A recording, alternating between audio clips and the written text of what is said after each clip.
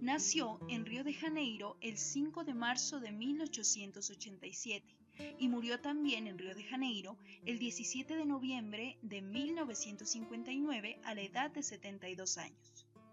Sus influencias a la música comenzaron desde muy pequeño gracias a su padre, un músico aficionado pero amante de la música, Raúl Villalobos, un bibliotecario de la Biblioteca Nacional de Río de Janeiro.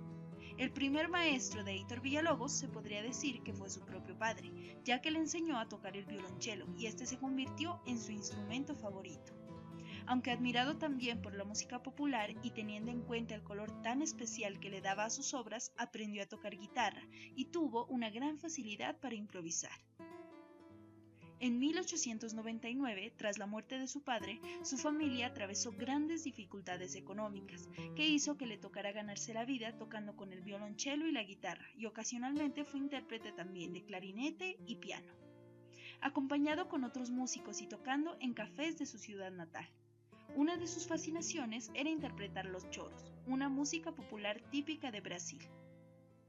Su madre quería que ingresara a la carrera de medicina, pero en 1903 Villalobos abandonó los estudios y el hogar materno y se trasladó a vivir con su tía, Leopoldina.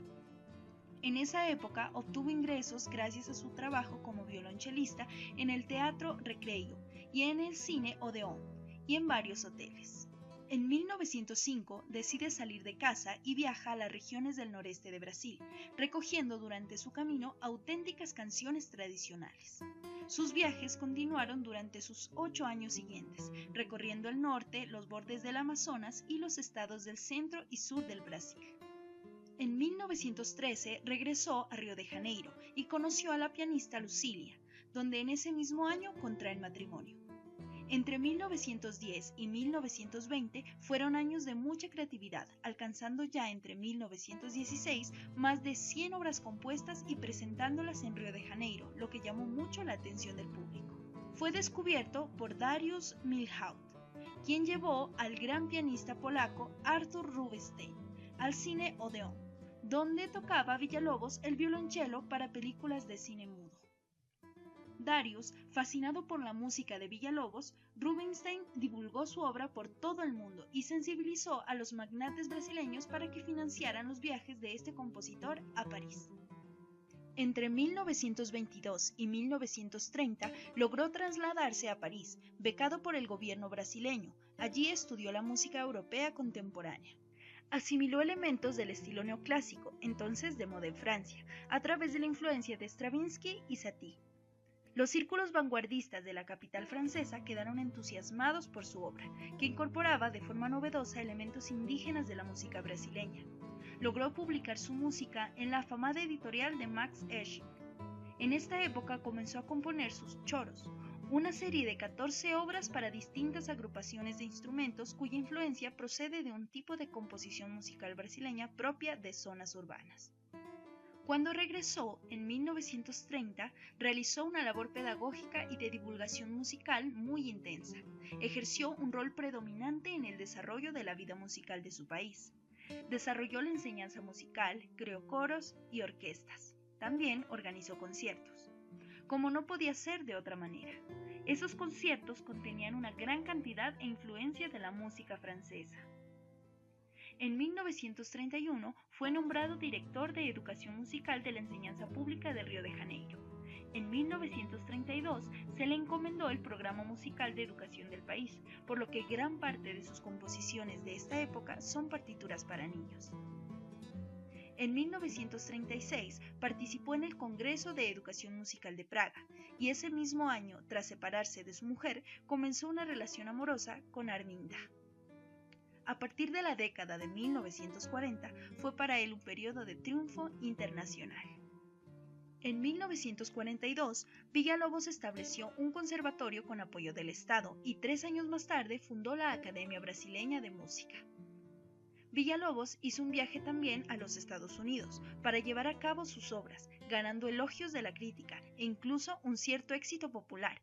Sus grandes obras ya eran tocadas por las orquestas de América e incluso escribió la música de una película en Hollywood. Entre los años de 1930 y 1945 fueron famosas sus baquianas brasileiras. 9 suites con instrumentación variada en las que se puede sentir el lenguaje musical de Johann Sebastian Bach, mezclada de forma ingeniosa con los ritmos poderosos y estilos melódicos de la música folclórica brasileña.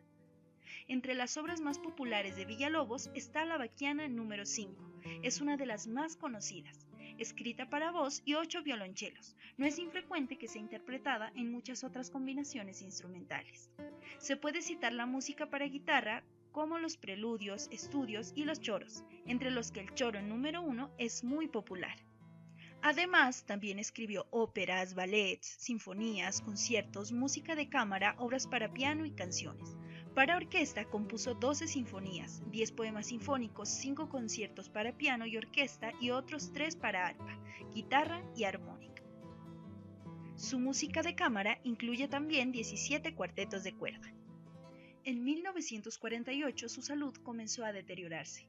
Fue hospitalizado en el Hospital de los Extranjeros y regresó a su hogar luego de una sorprendente mejoría, pero murió en su departamento de la calle Araujo, Porto Alegre, el 17 de noviembre de 1959 a los 72 años de edad. Villalobos recibió numerosas distinciones, entre las que se destacan la del Comendador de la Orden del Mérito en Brasil, Comendador de la Legión de Honor, Francia, y el doctorado honoris causa por la Universidad de Nueva York en 1958. La música de Villalobos tiene, entre otras características, un lado folclórico popular y otro de trascendencia y modernidad. También ideó un sistema de aprendizaje de la música para varias generaciones de músicos brasileños, sobre la base de la rica cultura musical de Brasil. Se podría decir que Villalobos fue el creador de la música nacional brasilera y aún es el mejor compositor de su país. Nunca comenzó una escuela propia, ya que tuvo poco tiempo para la enseñanza, pero su música ha sido la guía para cada compositor contemporáneo brasileño, y de este modo su influencia permanece más fuerte que nunca.